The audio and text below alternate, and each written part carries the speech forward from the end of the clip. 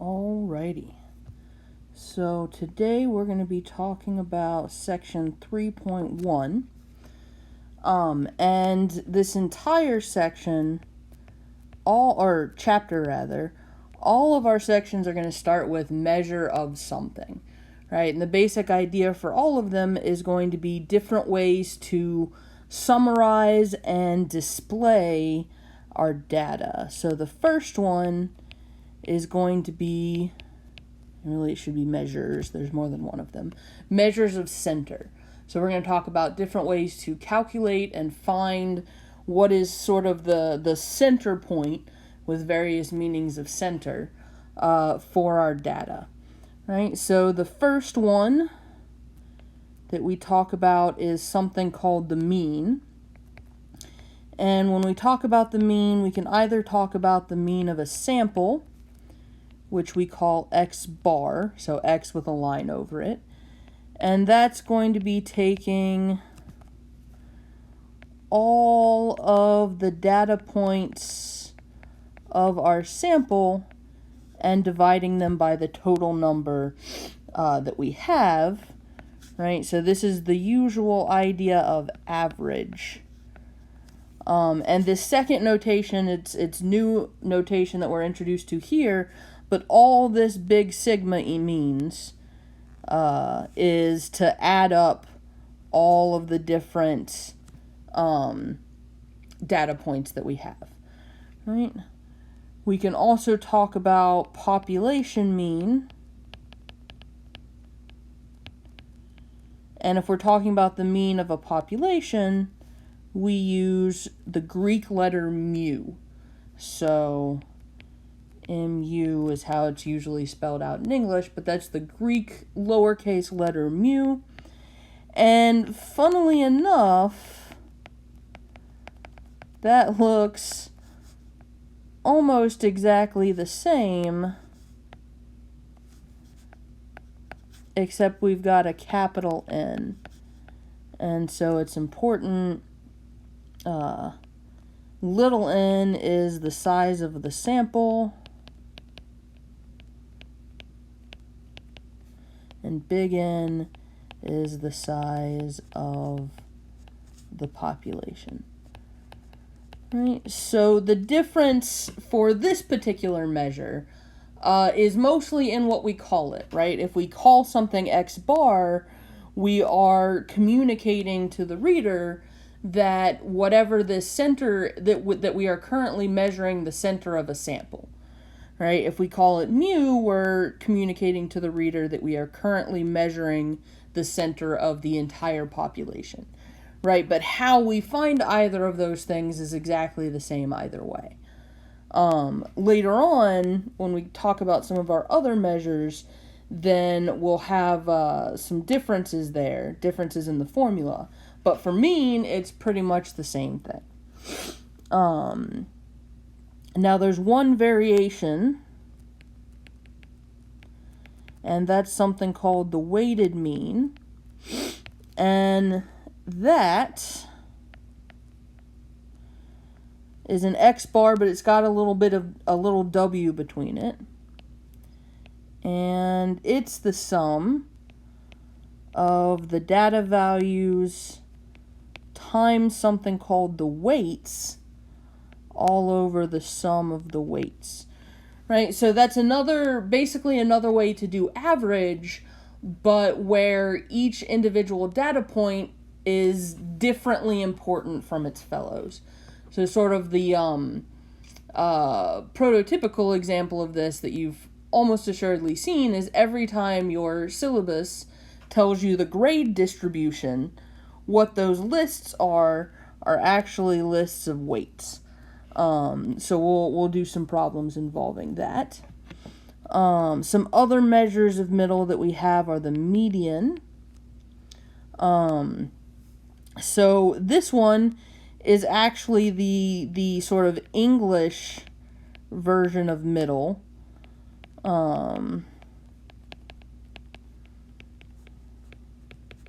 So that just means we take the smack dab in the middle of the list of data when it's in order.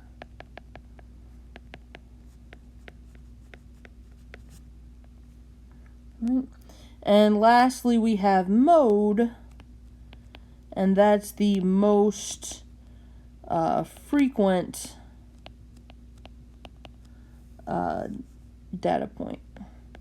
Right? So the bit of data, the answer to your question that shows up the most frequently. And so we've got some ideas of when it's best, when is the best time to use each of these.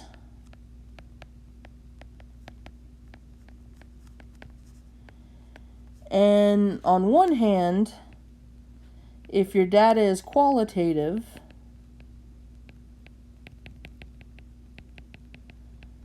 then you're going to use the mode. Right? Largely because you can't do the other two. Right? You could maybe do the median if you were dealing with ordinal data, but in general, we can't really find the median of a list of words, and we certainly can't find the average of a list of words. So if we're dealing with qualitative data, then mode is the measure of censure we want to turn to. If your data is quantitative,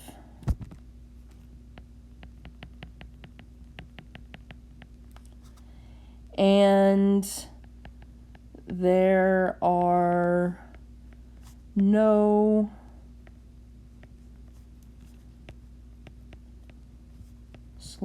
few outliers or skew, then we use the mean. Right? That's probably the most common.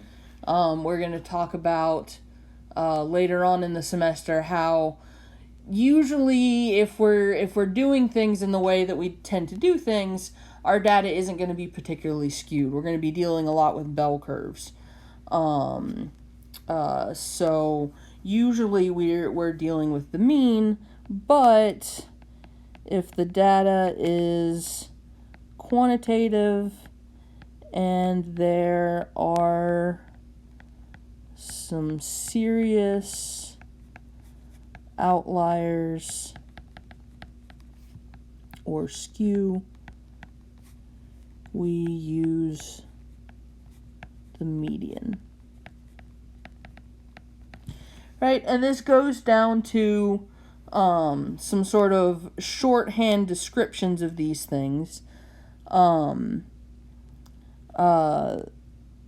mode is the highest peak on the graph.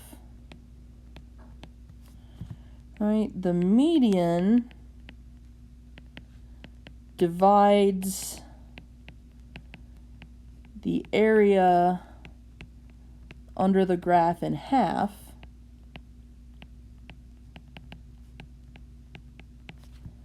and the mean starts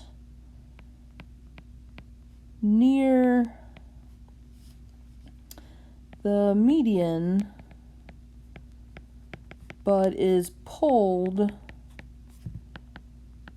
towards outliers or skew. Right? So example, if we have a graph that looks like this, right? This line right here is going to be the mode. Right? It's the highest point of the graph. Right? The median is going to be here-ish, right? Because the stuff that's above it and the stuff that's below it, we can presume that that's approximately the same, right? But the tail of the skew is over here. And it turns out that that tugs the mean down a little bit. So the mean is going to be something like this.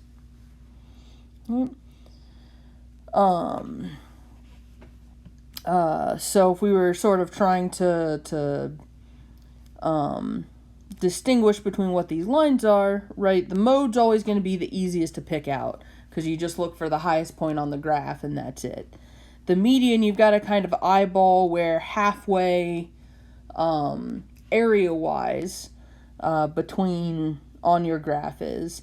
And then the mean, you can sort of start it at the median and then shift it a little ways towards wherever the skew is or wherever the outliers are.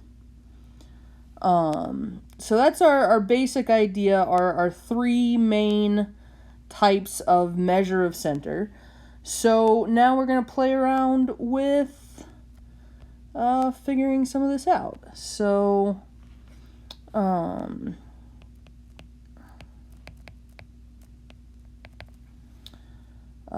so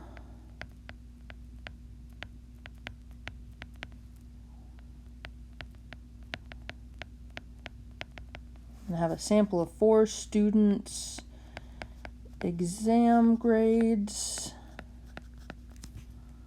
are 72, 80, 68, and 90. And we want to find the mean of this sample. Right? So the first thing we need to do is know what n is. Right? We're dealing with a sample, so it's lowercase n. And that's just going to be the number of data points in our sample. Right? We can also get it from there. So n is equal to 4. And then our formula says that x bar, so remember that's the one we use for samples, is equal to the sum of all of our data points divided by 4. So I do some algebra there and get that all those things add up to 310. And then I do some division and get 77.5. So one of the things about these measures and really all the measures that we're going to talk about is that we're going to do some examples here in front of you that have small data sets, right? But problems in the homework, problems on the exam might have larger data sets, and those are a pain in the butt to do by hand, right? What you really want to do is have your calculator or Excel do it for you. So hopefully this recording goes okay. I'm going to try to show you how to do it on this fake calculator that I downloaded. Right, so if you've got a TI-84 is what this is based on, but most of the comparable calculators have something like this. For a TI-84, you go to Stat, then I'm clicking on there, then you go to Edit and you go to your list. So our list was 72, 80, 68, and 90. And then we go back to Stat, and this time we tell it to calculate something for us, and we want it to do one variable statistics, and that L1 there is the list we just made. So we hit enter, and it calculates some stuff for us. So we can see that X bar is that first thing on the list. I can't write on my screen anymore because I'm not on my drawing program. A lot of the stuff that comes after it we'll see later. We noticed that it figured out that n was 4, right? Got the same x bar as we did. This 310 is what, whoa. Oh no. Okay, well, let me do that again real quick. Did it remember our list? It didn't remember our list. That's okay.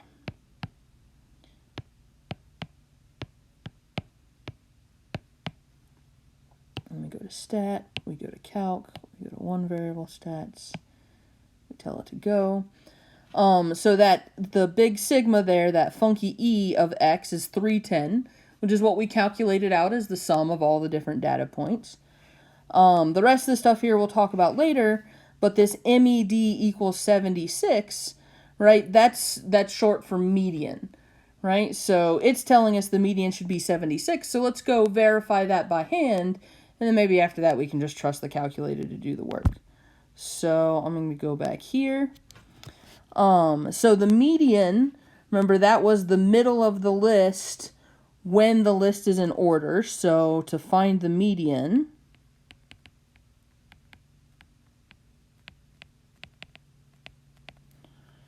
right, we want to put the list in order. So 68, 72, 80, and 90. Right, but with this particular list, we have the problem that there's an even number of things on it, and so we don't have a data point directly in the middle, right? Right there is the middle. So when you're in that situation, when you have an even number of things on the list, then what you do is you take the average of the two on either side.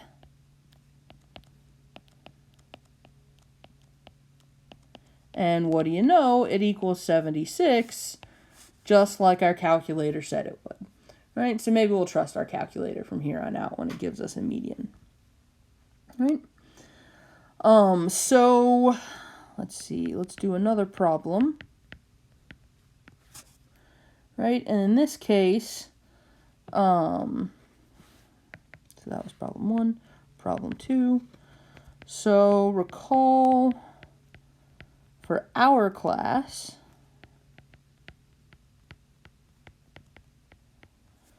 that participation is 10%, homework is 30%, midterm counts for 30%, and the final counts for 30%. And so we're going to use the weighted mean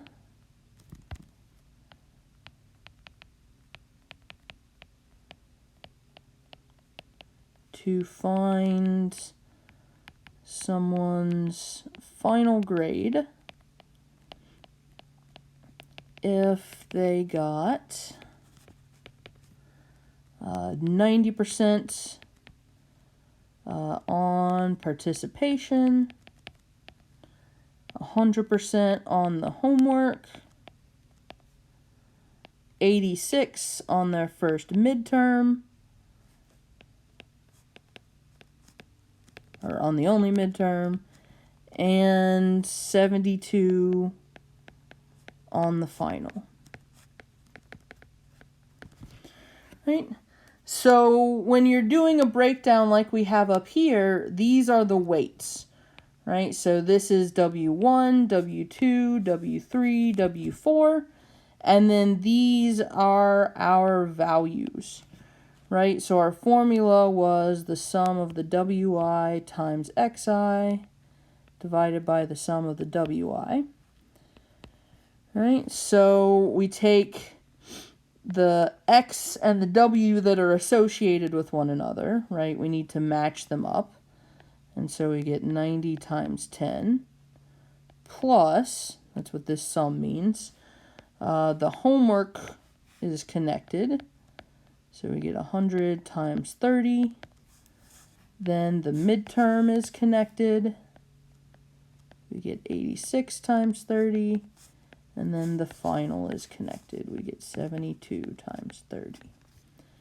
Right? And this is going to be divided by the sum of the weights without the data values. So that's just going to be 10 plus 30 plus 30 plus 30.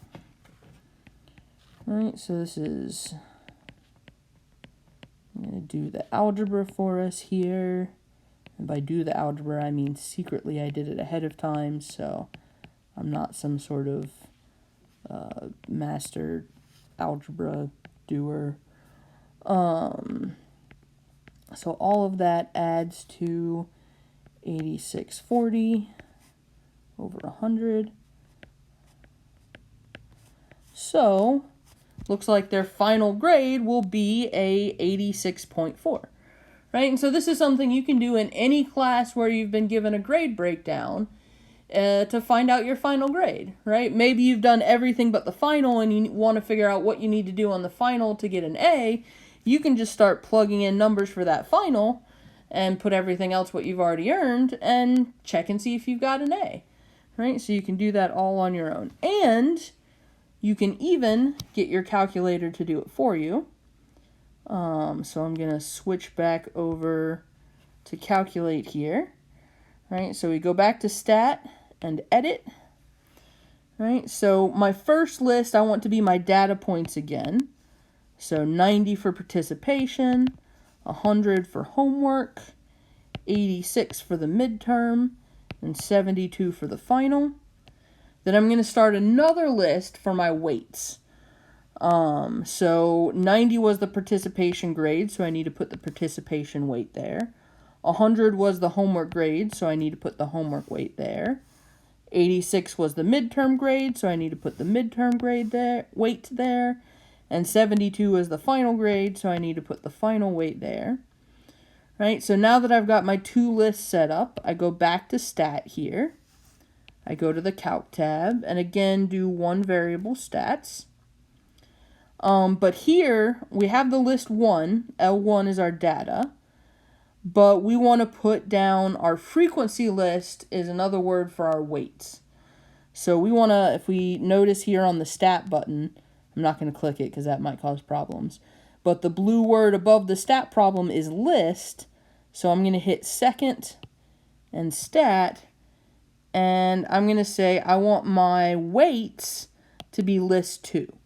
Right? That's where I put in my weights, so that's what I want to count as my weights.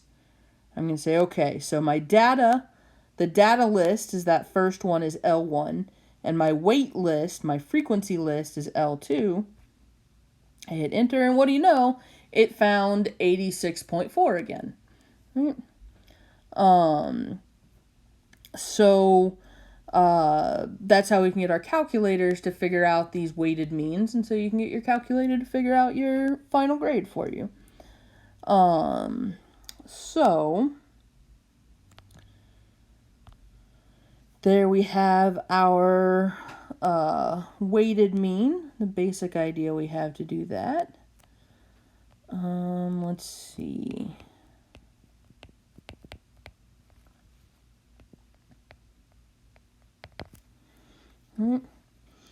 So we're going to find the median and mode of the following data set. So let's see.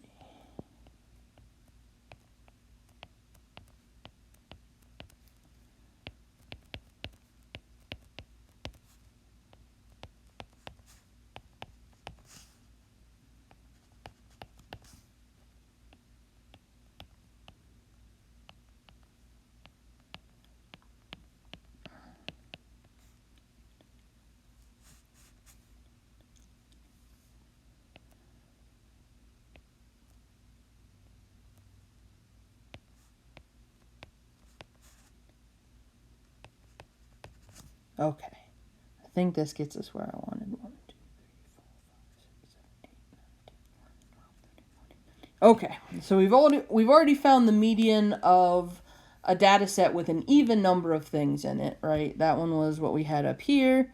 We put it in order. We found that middle spot.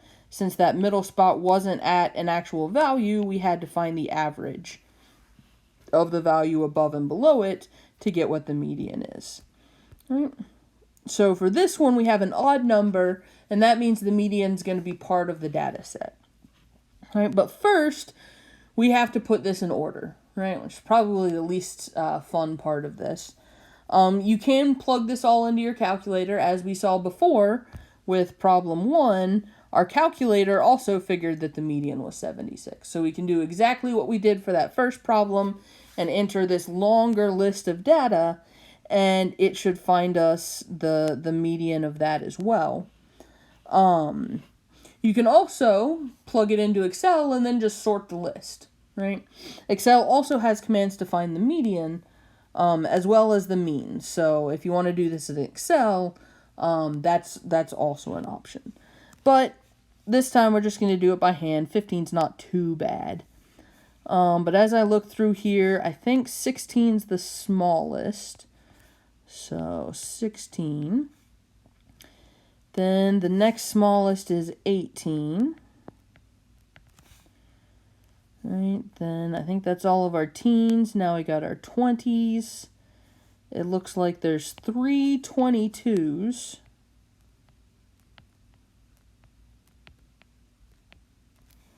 Right, so, and I think that's all of our 20s. So 30s, we got a 31. 40s, we don't have anything. 50s, we have a 51. We've got a 52. We've got a 57. Don't have any 60s, but we have a 76. We have 2 81s. Oh, I was almost able to fit it. We've got a 96, a 96, and a 100.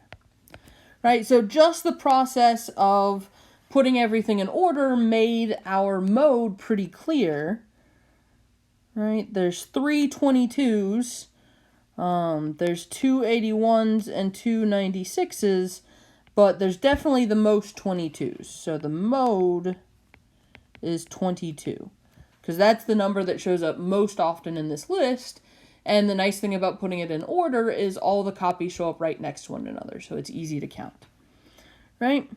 So I believe I counted out before, there should be 15 here. So 1, 2, 3, 4, 5, 6, 7, 8, 9, 10, 11, 12, 13, 14, 15. Good, I counted right before. And with 15, that means that the one in the middle is going to be the 8th. Right? So if we go 1, 2, 3, 4, 5, 6, 7, 8, this 52, there are 7 numbers below it, and there are 7 numbers above it, so 52 here is sitting exactly in the middle.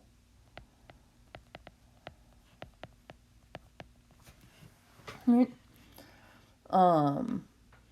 So if you're not comfortable with how I just found that right quickly, one of the ways you can think about it is subtracting 1, because you're subtracting itself, and then dividing it in half to tell you how many are going to be before and behind, right? So 15, we subtract out the 1 that is going to be the median itself, right? So we subtract 1 from it and get 14. 14 divided by 2 is 7, so I know that 7 need to be above and 7 below, which means I need to pick the 8th one. Right. You'll also get the same thing if you add 1 and divide by 2, and that'll tell you exactly the position. I just don't have a good reason for that one. But if you're good with remembering, then that's a trick to it too. Right? So that's how we find these guys. Again, there are more examples in the book. I just wanted to make sure to go through in depth a couple of them. I also wanted to make sure to show you how you can do this sort of thing in your calculator. With Excel, it tends to be a little bit easier, and there's more tutorials about it. And I think the book even talks about it a little bit. So I'll let y'all explore Excel on your own if you want to do that. But I wanted to at least show how a calculator works. So next up, we're going to be dealing with measures again, but instead of measuring where the center is, we're going to measure how spread apart the data is. So that'll be what we talk about next time.